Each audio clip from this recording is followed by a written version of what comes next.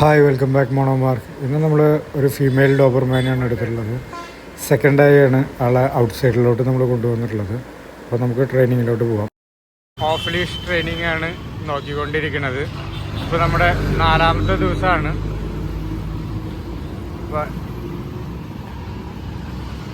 ഇപ്പോൾ എങ്ങനെ അത് പോകുന്നതാണ് നമ്മൾ നോക്കിക്കൊണ്ടിരിക്കുന്നത്. പലപ്പോഴും ആണുങ്ങളെയാണ് നമ്മൾ കൂടുതൽ പഠിപ്പിക്കാറ്. ഇപ്പോൾ പെണ്ണുങ്ങൾക്കാണെങ്കിൽ ആ ഒരു കോൺഫിഡൻസ് എങ്ങനെ വരുത്താം, അതിനുവേണ്ടി നമ്മൾ ഡോഗിനെ എങ്ങനെ വെക്കണം, അത് ഇപ്പോൾ ഡോഗ് ഇത്തിരി ഷൈ ആയിട്ടാണ് നടന്നുകൊണ്ടിരിക്കുന്നത്. കാരണം പുറലോകമായിട്ട് അധികം ബന്ധമില്ലാത്ത ഡോഗുകളാണ്. ഇപ്പോഴാണ് അവർ പുറത്തോട്ട് വരുന്നുള്ളൂ.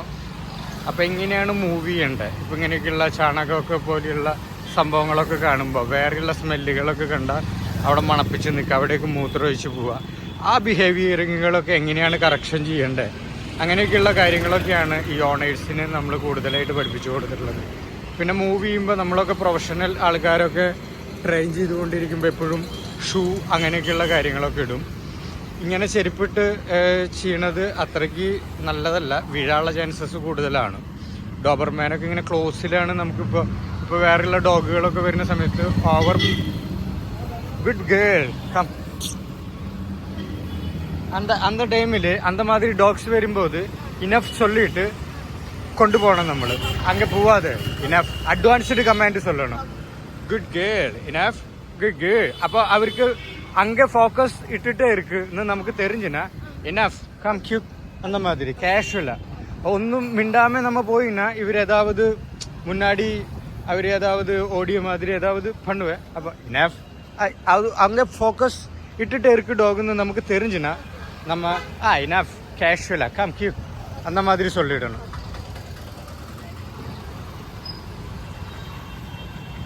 അപ്പോൾ വേറെയുള്ള നായ്കളെ കാണുമ്പോൾ പ്രൊട്ടക്റ്റീവായിട്ട് ഇവർക്ക് പോകാനുള്ള ഒരു ഇതൊക്കെ ഉണ്ടാവാം. അപ്പോൾ അതിനൊക്കെ അഡ്വാൻസ്ഡ് ആയിട്ട് എന്ത് കമാൻഡ് നമ്മൾ പറയണം എന്നാണ് നമ്മൾ പറഞ്ഞത്. പിന്നെ നമ്മൾ ക്ലോസിൽ നടക്കുമ്പോൾ എന്ന് പറഞ്ഞത് ഇങ്ങനെ, അപ്പോൾ അഡ്വാൻസ്ഡ് ആയിട്ട് എന്ത് കമാൻഡുകൾ നമ്മൾ പറയണം എന്നൊക്കെയാണ് നമ്മൾ പറഞ്ഞു കൊടുത്തിട്ടുള്ളത്. അത് കറക്റ്റ് ടൈമിങ്ങിൽ തന്നെ കമാൻഡുകൾ പറയണം. അല്ലാന്ന് വെച്ചിട്ടുണ്ടെങ്കിൽ ആ കറക്റ്റ് ടൈമിങ്ങിൽ തന്നെ നമ്മൾ അവർ അപ്രിഷ്യേറ്റും ചെയ്യണം. എപ്പോഴും നമ്മുടെ ഇമോഷൻ നല്ല രീതിയിൽ വെക്കണം. കണ്ടോ, വണ്ടിയുടെ സൗണ്ടുകൾ നല്ല പേടിയാണ്. ഇവർക്ക് ഒരു വട്ടം ചെറുപ്പത്തിൽ അങ്ങനെ ഒരു ഇൻസിഡൻറ്റ് ഉണ്ടായെന്നാണ് പറഞ്ഞിട്ടുള്ളത്, വണ്ടികളുടെ നിന്ന്. അങ്ങനെ ഉണ്ടാവുന്ന ഡോഗുകൾക്കൊക്കെ പലരും ഡോഗുകളെ നിങ്ങൾക്ക് നോക്കി അറിയാൻ പറ്റും. ആ ഡോഗുകൾക്ക് ഇങ്ങനെയുള്ള ചാൻസസ്. ശ്വേത റൈറ്റിലെ പോയിട്ട് ഇന്ത റൂട്ടിലെ പോയിട്ട്. അപ്പം ഇങ്ങനെയൊക്കെയുള്ള ഈ ഓട്ടോറിക്ഷയുടെ സൗണ്ട് ഒക്കെ ഭയങ്കരമായിട്ട് പേടിയുള്ള ഡോഗ്സിനെ കണ്ടിട്ടുണ്ട്. കാരണം റോട്ട് വില്ലേഴ്സ് പോലെയൊക്കെയുള്ള ഡോഗുകൾക്ക് ഓട്ടോറിക്ഷയമ്മയ്ക്ക്, അതായത് മൂവ് ചെയ്യുന്ന എന്ത് സാധനത്തും വയ്ക്കും, ബൈക്കുമ്മയ്ക്കൊക്കെ ഇങ്ങനെ ചാടണമൊക്കെ കാണാൻ പറ്റും. അതവർക്ക് അതിനോടുള്ള ഒരു ഇതാണ്. റോട്ട് വില്ലേഴ്സിന് അധികം, റോട്ട് വില്ലേഴ്സിൻ്റെ ഓണേഴ്സിന് നിങ്ങൾക്ക് നോക്കി അറിയാൻ പറ്റും. അങ്ങനെ നിന്നിട് ശ്വേത, കൈ നോർമലാ വെച്ചിട്,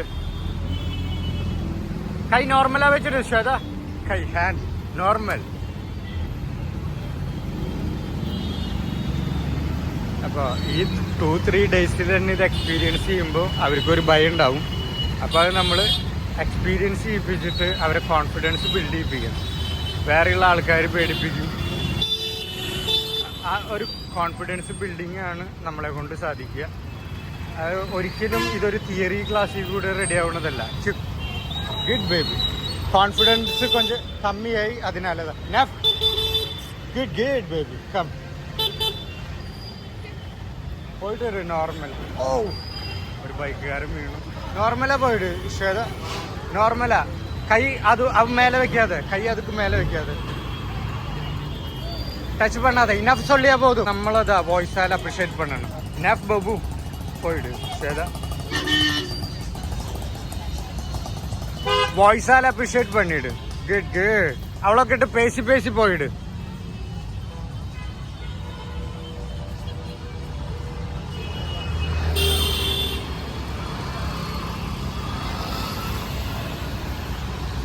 ഇപ്പം ഞാൻ പറയണത്, നമ്മളിങ്ങനെ നെർവസ് ആയിട്ട് ഇങ്ങനെ ഒരു എയർ പിടിച്ചോണ്ടല്ല പോകണ്ടേ.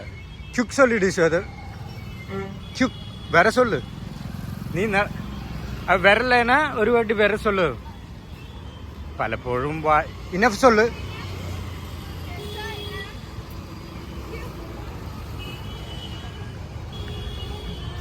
ഇവിടെയൊക്കെ ഡോഗ്സിൻ്റെ സ്മെല്ലുണ്ട്, അതാണ് മണപ്പിച്ച് നോക്കണത്. കറക്റ്റ് ടൈമിങ്ങിൽ നമ്മുടെ വായിൽ നിന്ന് കമൻറ്റ് വരണം. ഇനഫ് சொல்லிடு ஷோதா, ഇങ്ങനെ സ്മെൽ பண்ணும்போது ഇനഫ് சொல்லு. ഇനഫ് ക്യുക്ക്, കറക്റ്റ് ടൈമിൽ ക്യുക്ക് കൂടെ சொல்லணும். ഗുഡ്. അங்கே கொஞ்சம் ടൈം വെയിറ്റ് பண்ணிவிடு, സ്റ്റേ ആക്കി. പുഷ് എന്നുള്ളൊരു കമാൻഡാണ് നമ്മൾ കറക്റ്റായിട്ട് വന്ന് ഹോൾഡ് ആവാറുള്ളത്. അത് കുറച്ച് നേരമൊക്കെ ഒന്ന് കാട്ടി കൊടുക്കുക, സോഷ്യലൈസേഷനൊക്കെ ഒന്ന് നല്ല രീതിയിലാക്കാൻ. ഒന്ന് കാട്ടി കൊടുത്തതിന് ശേഷം கொஞ்சம் നേരത്തേക്ക് അപ്പുറം പോയിട്ടില്ല.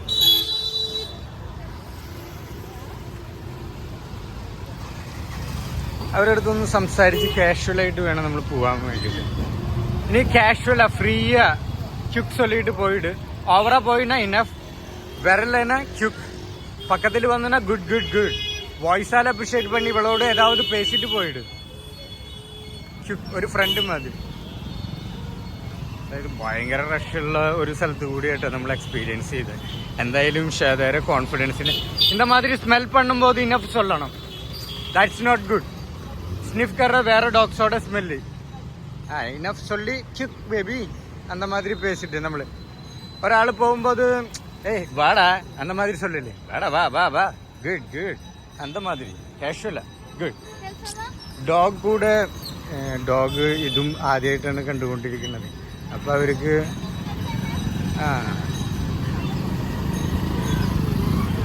ഇപ്പോൾ ഡോഗിന് അതിൻ്റേതായിട്ടുള്ള കോൺഫിഡൻസ് വേണമെന്ന് വെച്ചിട്ടുണ്ടെങ്കിൽ നമുക്കൊരു കോൺഫിഡൻസ് വേണം. നമ്മുടെ വോയിസിൽ നിന്നും നമ്മൾ പറയേണ്ട ആവശ്യമില്ല. നമ്മുടെ ബോഡി ലാംഗ്വേജിൽ നിന്നും നമ്മുടെ ഫെറമോണിൽ നിന്നൊക്കെ അത് അവർക്ക് നല്ല രീതിയിൽ മനസ്സിലാവും. സംസാരിക്കാണ്ട് തന്നെ അനിമൽസിന് നമ്മുടെ ഇമോഷൻ മനസ്സിലാക്കാനുള്ള കഴിവുണ്ട്. അപ്പോൾ അതൊക്കെ നമ്മൾ മനസ്സിലാക്കണം. ഇതൊക്കെയാണ് ഒരു ട്രെയിനർക്ക് ഹാൻഡ്ലറുടെ അടുത്ത് അഡ്വാൻസ് ആയിട്ട് കൊടുക്കാൻ പറ്റുന്ന കാര്യങ്ങൾ. കൈവയ്ക്കാതെ പോയിട് ശ്വേത, നീ അവരെ മൈൻഡ് പണ്ണാതെ. അപ്പം ഇങ്ങനെയുള്ള ടൈമിൽ ഡോഗിന് ക്യൂരിയോസിറ്റി വർദ്ധിപ്പിക്കാണ്ട് നമ്മൾ മൂവ് ചെയ്യാണ് വേണ്ടത്. പെട്ടെന്ന് തന്നെ അവരുടെ അടുത്തേക്ക് പൂവോ ഒന്ന് പേടിച്ചിട്ട് നിൽക്കരുത്. ചിലപ്പോൾ അത് മുസ്ലിമുകളായ കാരണമായിരിക്കാം അവർക്ക് അങ്ങനെ ഒരു ഇതുണ്ടായത്. അപ്പോൾ പരമാവധി നമ്മുടെ ഇമോഷൻ നല്ല രീതിയിലാക്കുക. നമ്മുടെ ഇമോഷൻ എത്രയും നല്ല രീതിയിലാവണം അത്രയും നല്ല രീതിയിൽ പോയിട്.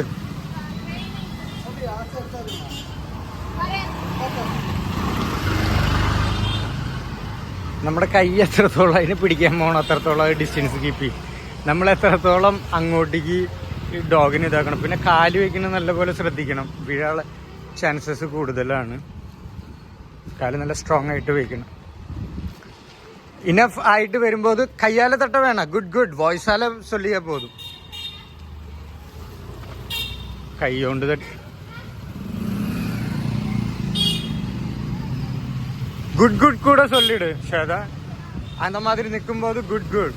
അവളെ പാക്കവേ വേണം നീ പാക്കവേ വേണം. ചുപ്പ്. പേരാണ് എപ്പോഴും വിളിച്ചുകൊണ്ടിരിക്കുന്നത്. നമ്മൾ പറയണത് കമാൻഡുകൾ മാത്രമാണ് പറയേണ്ടതെന്നാണ് ഞാൻ പറയണത്. പേര് വിളിച്ച് പോലും അപ്രിഷ്യേറ്റ് ചെയ്യേണ്ട ആവശ്യമില്ല. കാരണം പേര് വിളിയിൽ എപ്പോഴും പലപ്പോഴും പല പഴയ കമാൻഡുകൾ പേര് വിളിച്ചിട്ടുള്ള പല സമയത്ത് വരാണ്ടിരിക്കണം. അതൊക്കെ അവരുടെ മൈൻഡിൽ കിടക്കുന്നതാണ്. അപ്പോൾ പുതിയ വേർഡ്സുകളും പുതിയ കാര്യങ്ങളൊക്കെ നമ്മൾ പഠിപ്പിച്ചു കൊടുത്തു നോക്കണം. എന്തിനാ ആ കാര്യങ്ങൾ പുതിയതാണ്, അതിൽ കറക്റ്റായിട്ട് നമ്മൾ അനുസരിച്ചു കൊണ്ടിരിക്കുന്നതാണ്. പഴയ കമാൻഡുകളും പഴയ രീതികളൊക്കെ പലതവണ ബീറ്റ് ചെയ്തിട്ടുള്ളതാണ്. അപ്പോൾ ആ ഒരു ഇതവർക്കറിയാം. അതായത് പലവട്ടം ഞാൻ ആ തെറ്റുകൾ ചെയ്തിട്ടുണ്ട്, പലപ്പോഴും ഇവരെന്നെ കറക്ഷൻ ചെയ്തിട്ടുണ്ട്. പിന്നെ ഡോഗിൻ്റെ ഏജ് എന്ന് പറയുന്ന 2.5 year 3 year ആയിട്ടുള്ള ഡോഗുകളാണ്.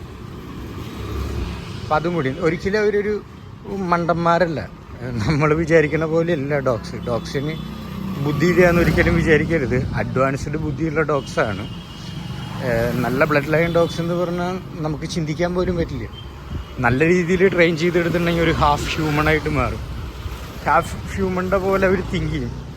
പലപ്പോഴും നായകളെ ആൾക്കാർ പറയാറ് അവർക്ക് അഡ്വാൻസ്ഡ് ആയിട്ട് ചിന്തിക്കാനുള്ള കഴിവില്ല. അതായത് പെട്ടെന്ന് ഒരു അടി കൊടുത്തിട്ടാണെങ്കിൽ ഒരു ഭക്ഷണം കൊടുക്കാം, അവർ അപ്പന്നെ അവർ നന്ദി ഉള്ളിൽ വെച്ചിട്ട് പെരുമാറുന്ന നായകളുണ്ട്.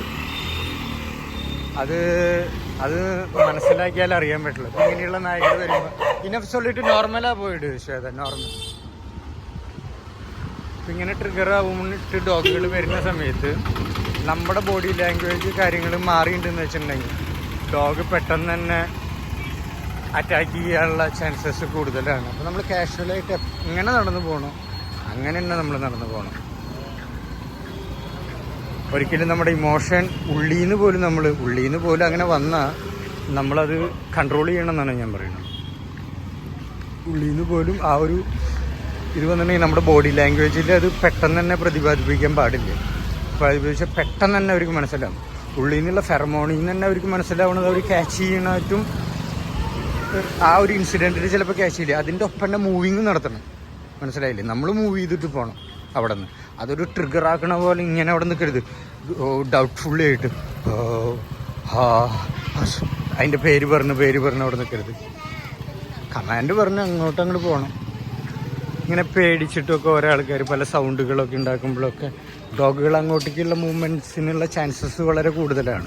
അപ്പോൾ അങ്ങനെയുള്ളൊരു കാര്യം ഉണ്ടാവുമെന്ന് നമുക്ക് മനസ്സിലായിട്ടുണ്ടെങ്കിൽ അന്തമാതിരിയേ പോയിട്ട് ഫ്രണ്ടിലേക്ക് റൗണ്ടാക്കി പോവാതെ അങ്ങനെ ചാൻസസ് ഉണ്ടാവുന്നതായിട്ട് മുമ്പ് തന്നെ അഡ്വാൻസ്ഡ് ആയിട്ട് ഉള്ള കമാൻഡുകൾ പറഞ്ഞു വയ്ക്കണം. പിന്നെ പിടിക്കാതെ കൈ അങ്ങ് കൊണ്ടുപോകാതെ enough with quick. Good Babu, how are you? ഞാൻ ഇപ്പോൾ ഒന്ന് പഠിപ്പിച്ച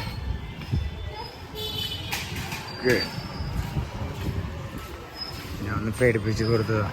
ഞാനായിട്ട് കുറച്ച് അറ്റാച്ച്മെൻ്റൊക്കെ നല്ല രീതിയിൽ വന്നിട്ടുണ്ട് അവൾക്ക്. ഇപ്പോൾ വീടിൻ്റെ ഏരിയ എത്തി.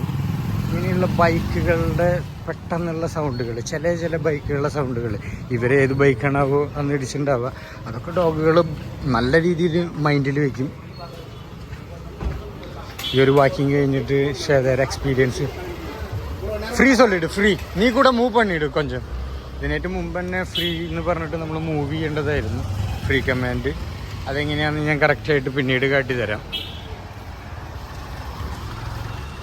ഇപ്പോൾ ഇന്നത്തെ എക്സ്പീരിയൻസ് എങ്ങനെയുണ്ടെന്ന് നമുക്ക് ചോദിച്ചൊക്കെ ഷെയർ എടുക്കും.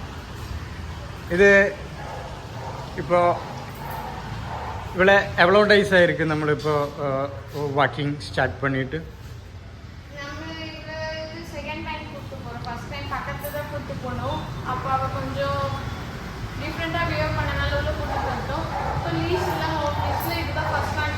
ശ്വേത അങ്ങ് പോയി ഇരുന്നിട്ട് പുഷ് சொல்லிட்டு സിറ്റ് ആക്കിയിട്ട് അങ്ങ് ഇരുന്നിട്ട് രണ്ടുപേരുമേ ക്യാമറയിൽ ഇരിക്കുക. അങ്ങ് ഇരുന്നിട്ട് ശ്വേത ഉட்காரு புஷ் கூட சொல்லு, கை டச் பண்ண வேணாம்.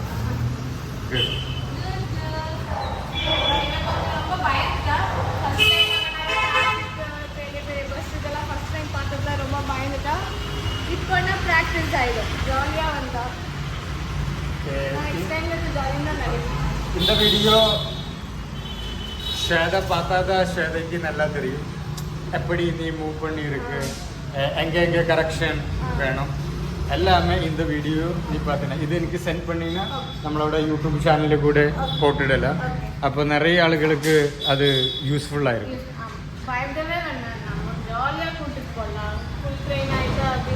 கொஞ்சம் കൂടി സോഷ്യലൈസേഷൻ അവൾക്ക് വേണം. ഇപ്പോൾ ആ ട്രാഫിക് സൗണ്ട് അതെല്ലാമേ കൊഞ്ചം ഭയന്നിട്ടായിരിക്കും. വേറെ ബാക്കി എല്ലാമേ ഓക്കെ. ഇതിൻ്റെ ഉള്ളിലെത്തി കഴിഞ്ഞാൽ നല്ല സ്മാർട്ടാണ്.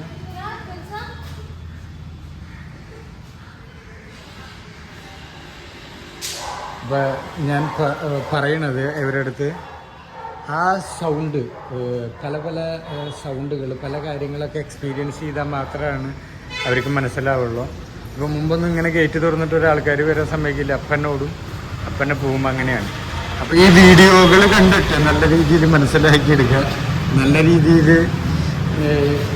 നാളേക്കുള്ളത് നമ്മുടെ തന്നെ വീഡിയോകൾ 2-3 ഡേയ്സിൽ നമ്മൾ കണ്ടുകൊണ്ടേയിരുന്ന 2-3 ടൈമിൽ നമ്മൾ കണ്ടുകൊണ്ടേയിരുന്ന നമുക്ക് അതിൽ നിന്ന് നമ്മുടെ കുറവുകളും കുറ്റങ്ങളും എല്ലാ കാര്യങ്ങളും പിടിക്കാതെ എങ്ങനെയും പോകാൻ വേണ്ട വിട്ടിടവള് കൈ നോർമല് വെച്ചിട്ട് ഓക്കെ എന്നാൽ കൂടെ போக மாட்டேன் நம்ம இனஃப் புஷ் அந்த கமாண்ட் மட்டும் தான் சொல்லிய போதும் புஷ் கമാൻഡ് சொல்லிയ போதுം അപ്പോൾ അങ്ങനെ ഇരുന്നു അപ്പോൾ നമ്മുടെ സബ്സ്ക്രൈബേഴ്സിനും ബാക്കിയുള്ള ആൾക്കാർക്കൊക്കെ ഇതിൽ നിന്ന് എന്തൊക്കെ മനസ്സിലായിട്ടുണ്ടെന്ന് വെച്ചിട്ടുണ്ടെങ്കിൽ എന്നോടൊന്ന് കമൻറ്റ് ചെയ്യുക. പല ആൾക്കാർക്കുള്ള പ്രശ്നമാണ് ഓഫ് ലീഷ് വേണ്ട, നോർമലായിട്ട് വാക്കിങ്ങിന് തന്നെ കൊണ്ടുപോകുമ്പോൾ ഭയങ്കര ബുദ്ധിമുട്ടാണ് നമുക്ക് വരുന്നത്. അവർ ഭയങ്കര ലീഷ് പുള്ളിങ് കാര്യങ്ങളൊക്കെ ആകുമ്പോൾ ഒന്ന് വാക്കിങ്ങിന് കൊണ്ടുപോകാൻ പോലും നമുക്ക് ഇൻട്രസ്റ്റ് ഇല്ല. അൺഫോർച്ചുനേറ്റ്ലി പപ്പിയിൽ ഒരു 2-3 മാസമൊക്കെ ചിലപ്പോൾ കൊണ്ടുപോയിരിക്കാം. പിന്നെ ഇപ്പോഴുള്ള പ്രശ്നം എന്താണെന്ന് വിചാരിച്ചാൽ 3-4 മാസം വരെ പാർവോ അങ്ങനെയൊക്കെയുള്ള പല പല വാക്സിനേഷനുകൾ കംപ്ലീറ്റ് ആവണ വരെ പല ഡോക്ടേഴ്സും അഡ്വൈസ് ചെയ്യുന്നത് അവരെ കൊണ്ടുപോകരുത് പുറത്തോട്ടേക്കെന്നാണ്. അതായത് പല രോഗങ്ങൾ.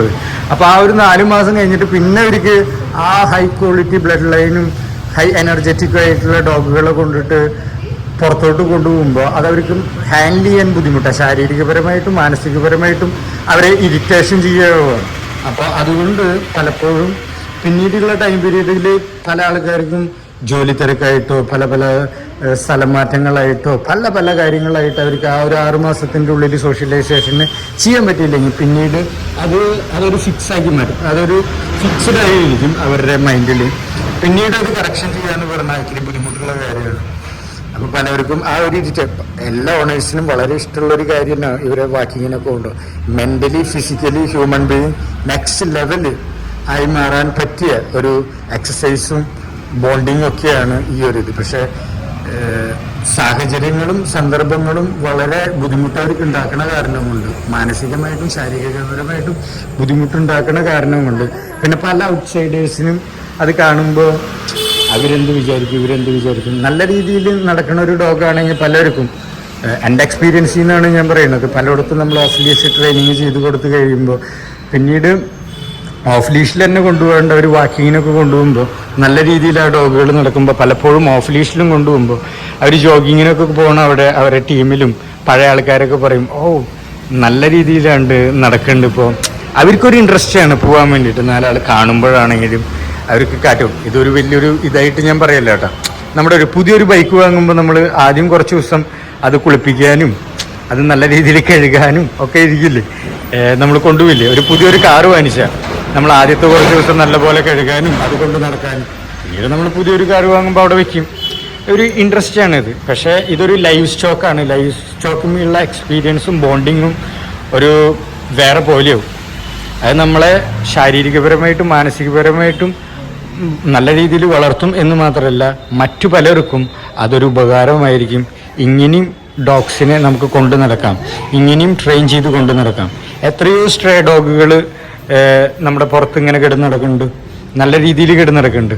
പലപ്പോഴും അവർക്ക് എങ്ങനെയാണ് ഈ ഒരു അവയർനെസ് കിട്ടിയത്? വണ്ടികളുടെ അടുത്തോട്ട് പോകരുത്, വേറെയുള്ള ആൾക്കാരെ കടിക്കരുത്. ചില നായകൾ കടിക്കുന്നതുണ്ട്, പല നായകളും പല പ്രശ്നങ്ങൾ ഉണ്ടാക്കുന്ന നായകളുണ്ട്. അതെല്ലാം ഞാൻ പറയുന്നത് ഒരു 80-90% നായകളുടെ കാര്യമാണ് ഞാൻ പറയുന്നത്. ഈ അവയർനെസ് ഒക്കെ അവർക്ക് അവരെ സോഷ്യലൈസേഷനിൽ കൂടി പുറത്തുള്ള ആ ചെറുപ്പം തൊട്ടിട്ടുള്ള ആ ജീവിത ശൈലിയിൽ നിന്നും നമുക്ക് മനസ്സിലാക്കിയെടുത്തതാണ് അവർ. അപ്പം നമ്മളും ആ ഒരു ശൈലികളാണ് പലപ്പോഴും യൂസ് ചെയ്യുന്നത്. ഈ ഓഫ് ലീഷ് ട്രെയിനിങ്ങിൽ നെഗറ്റീവായിട്ടുള്ള കമൻറ്റുകളും നെഗറ്റീവായിട്ടുള്ള കാര്യങ്ങളും ഒരുപാട് പറയുന്ന ആൾക്കാരുണ്ട്. അതുകൊണ്ട് തന്നെ നമ്മുടെ കേരളത്തിൽ അധികം വർക്ക് ചെയ്യാണ്ട് തന്നെ നമ്മൾ നോർത്ത് ഇന്ത്യയിലാണ് കൂടുതലൊക്കെ വർക്ക് ചെയ്ത് അത് പ്രൂവ് ചെയ്ത് നമ്മൾ ഇങ്ങോട്ടേക്ക് വന്നു. ഇപ്പോഴും നെഗറ്റീവ് ഇമ്പാക്റ്റാണ് നമുക്ക് ഇവിടെ കേരളത്തിലുള്ള. അതൊരിക്കലും ഞാനത് ഇതാണെന്ന് വിചാരിക്കുന്നില്ല. ഏതെങ്കിലും ഒരു പടത്തിൽ പല ആൾക്കാർ പറയുന്ന കേട്ടില്ലേ, നിങ്ങൾ ദുബായ് കണ്ടിട്ടുണ്ടോ അല്ലെങ്കിൽ ജർമ്മനി ഉണ്ട്, അപ്പം ജർമ്മനി ഇല്ലേ അല്ലെങ്കിൽ ദുബായ് ഇല്ലേ എന്നൊക്കെ ചോദിക്കുന്ന കേട്ടിട്ടില്ല. അതുപോലെ ഞാൻ അതിനെടുക്കുള്ളൂ. അപ്പോൾ ട്രെയിൻഡ് ഡോഗുകൾ, പെർഫെക്റ്റ് ട്രെയിൻഡ് ഡോഗുകൾ നിങ്ങൾ എയർപോർട്ടിലും പല സ്ഥലങ്ങളിലൊക്കെ കാണാം. അങ്ങനെയും ഡോഗുകളെ ട്രെയിൻ ചെയ്യാം എന്നൊക്കെയുള്ള കാര്യങ്ങളാണ് ഞാൻ പറഞ്ഞു തരുന്നത്. അതിന് നല്ല സാധ്യതകളും ഞാൻ എന്നെ കൊണ്ട് പറ്റുന്ന സഹായങ്ങളൊക്കെ ഞാൻ ചെയ്യാറുണ്ട്. നമ്മുടെ ട്രെയിനേഴ്സിന്, അതായത് മെയിനായിട്ട് ഓണേഴ്സിനാണ് അതിനുള്ള ക്ലാസ്സുകൾ വേണ്ടത്. ഓണേഴ്സാണ് ഇതൊക്കെ ശ്രദ്ധിക്കേണ്ടത്. ഡോഗിനല്ല ട്രെയിനിങ് വേണ്ടത്. മെയിനായിട്ടുള്ള ട്രെയിനിങ് 50% ഡോഗിനും 50% അല്ല 90% ഓണേഴ്സിനാണ്.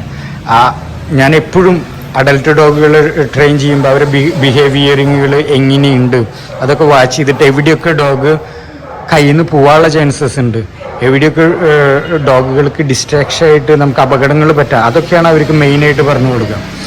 അത് മെയിനായിട്ട് പറഞ്ഞു കൊടുത്താൽ തന്നെ അത് അവർ കറക്റ്റായിട്ട് ഫോം ചെയ്തിട്ടുണ്ടെന്ന് വെച്ചിട്ടുണ്ടെങ്കിൽ പിന്നീട് അധികം പ്രശ്നങ്ങളൊന്നും വരില്ല. പിന്നെ ഇതൊരു തിയറി ക്ലാസ് പോലെയല്ല, എക്സ്പീരിയൻസ് ചെയ്ത് മാത്രമാണ് അത് നമുക്ക് ആ ഒരു കോൺഫിഡൻസ് ഉള്ളിൻ്റെ ഉള്ളിൽ നിന്ന് വരുള്ളൂ. പല ആൾക്കാർക്കും പല രീതിയിലാണ് കപ്പബിലിറ്റി. അതായത് ചില ആൾക്കാർ പെട്ടെന്ന് തന്നെ ഡ്രൈവിങ് പഠിക്കും, ചില ആൾക്കാർക്ക് ഡ്രൈവിങ് പഠിക്കാൻ കുറേ ടൈം എടുക്കും. അപ്പോൾ എങ്ങനെയുണ്ട് ആൾക്കാരുടെ ബോഡി ലാംഗ്വേജ്, അവരുടെ ധൈര്യം അതുപോലെ ഇരിക്കും പഠിച്ചെടുക്കുന്ന കാര്യം. ഇപ്പോൾ നമ്മൾ 5 to 10 days ഒക്കെ പറയുന്ന, നിങ്ങൾ 1 മാസം എടുത്തോ, നോ പ്രോബ്ലം. പക്ഷേ ലീഷിലാണെങ്കിൽ നിങ്ങൾക്ക് കൊണ്ടുപോകാം, എക്സ്പീരിയൻസ് ചെയ്യാം, പതുക്കെ കോൺഫിഡൻസ് വന്നിട്ട്. ഇപ്പം നമുക്ക് ഇവരെ പല അഡൽട്ട് ഡോഗുകളും 5-10 ദിവസത്തിൽ ചെയ്യാന്ന് വെച്ചിട്ടുണ്ടെങ്കിൽ ഓണേഴ്സിന് തീർച്ചയായിട്ടും അത് ചെയ്യാം. കാരണം ആ കോൺഫിഡൻസ് നമ്മുടെ ഉള്ളിൽ നിന്ന് വരണം. അപ്പോൾ ഓക്കെ, നിങ്ങൾക്ക് എല്ലാവർക്കും ഈ ഒരു വീഡിയോ ഇഷ്ടപ്പെട്ടു എന്ന് വിചാരിക്കുന്നു. പലപ്പോഴും നമ്മൾ ആൺകുട്ടികളെ വെച്ചിട്ടാണ് കൂടുതൽ വീഡിയോസുകളൊക്കെ ചെയ്യാറ്. അപ്പോൾ പെൺകുട്ടികളെ വെച്ചിട്ട് ചെയ്യുമ്പോൾ നിങ്ങളത് മനസ്സിലാക്കിയെടുക്കണം, അത് വളരെ ഈസി ആയിട്ടുള്ളൊരു കാര്യമാണ്. ഡോഗും നമ്മളായിട്ടുള്ളൊരു ബോണ്ട് മാത്രമാണ് ഇതിൽ ഇതായുള്ളൂ. അപ്പോൾ നിങ്ങളുടെ ഡോഗ്സുള്ള എല്ലാ ഫ്രണ്ട്സിനും ഉപകാരപ്പെടുന്ന ഒരു വീഡിയോ ആണിത്. നിങ്ങൾ അവർക്കൊക്കെ ഷെയർ ചെയ്ത് കൊടുക്കുക, നിങ്ങളുടെ റിലേറ്റീവ്സിന് ഡോഗുള്ള ആൾക്കാർക്കൊക്കെ. പിന്നെ നിങ്ങളുടെ വിലയേറിയ അഭിപ്രായങ്ങളൊക്കെ ഇതിൽ ഇടുക. പിന്നെ നിങ്ങളുടെ ലൈക്ക്, സപ്പോർട്ട് എല്ലാം ഞാൻ പ്രതീക്ഷിക്കുകയാണ്. അപ്പോൾ ബൈ, നെക്സ്റ്റ് ഒരു വീഡിയോയിൽ നമുക്ക് വീണ്ടും വരാം.